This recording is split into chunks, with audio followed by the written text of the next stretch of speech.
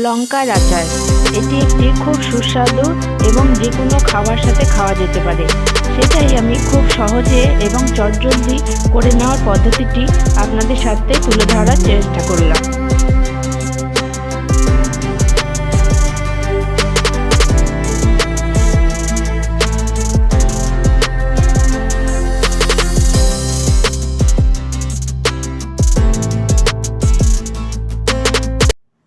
রান্না শুরু করছি শাওন পাকশালা কবিতার ছন্দে।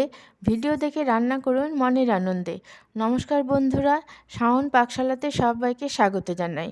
আজকে আবার একটা রান্নার নতুন রেসিপি নিয়ে এসেছি। আজকে আমি বানাবো চটজলদি একটা লঙ্কার আচার।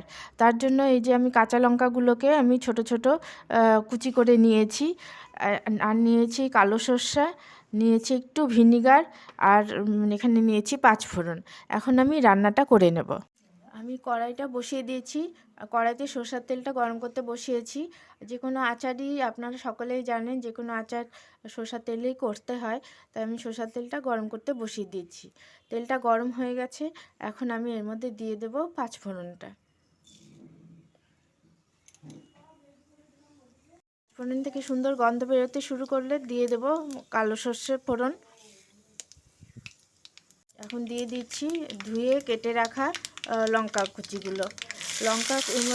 লঙ্কাটা ধুবেন যখন, ধোয়ার পরে কিন্তু লঙ্কার মধ্যে এক ফোঁটাও যেন জল না লেগে থাকে, তারপরে কুচি করবেন। লঙ্কার মধ্যে সামান্য যদি জল লেগে থাকে তাহলে কিন্তু লঙ্কার আচারটা বেশি দিন রাখতে পারবেন না, নষ্ট হয়ে যাবে। দেবো পরিমাণ মতো লবণ, দেবো হলুদ গুঁড়ো। আপনারা যদি চান যে লঙ্কা গুঁড়ো দিতে, তাহলে আপনারা সামান্য লঙ্কা গুঁড়ো দিতে পারেন, কিন্তু আমি দিচ্ছি না। এটা তো ঝাল লঙ্কা তো ঝালই হয়, আর বেশি ঝাল হলে খাওয়া যাবে না, সেই জন্য আমি লঙ্কার গুঁড়োটা অ্যাভয়েড করছি। লঙ্কার আচারটা আমার প্রায় রেডি। এখন আমি শেষে দিয়ে দেব একটু ভিনিগার, তাহলে বেশ কিছুদিন রাখা যাবে। আপনাদের কাছে যদি ভিনিগার না থাকে তাহলে আপনারা লেবুর রসও দিতে পারেন। এটা খুব চটজলদি হয়ে যায়। দেখলেনই কতটুকু সময় লাগলো। একদম সময় লাগে না, খেতেও ভালো লাগে। আপনারা রুটি, পরোটা, ভাতের সাথে, যে কোনো কিছুর সাথে আপনারা এটা খেতে পারেন। আর খেয়ে ভালো লাগলে আমার চ্যানেলটিকে সাবস্ক্রাইব করবেন, লাইক করবেন, শেয়ার করবেন এবং কমেন্ট করে আমার পাশে থাকবেন।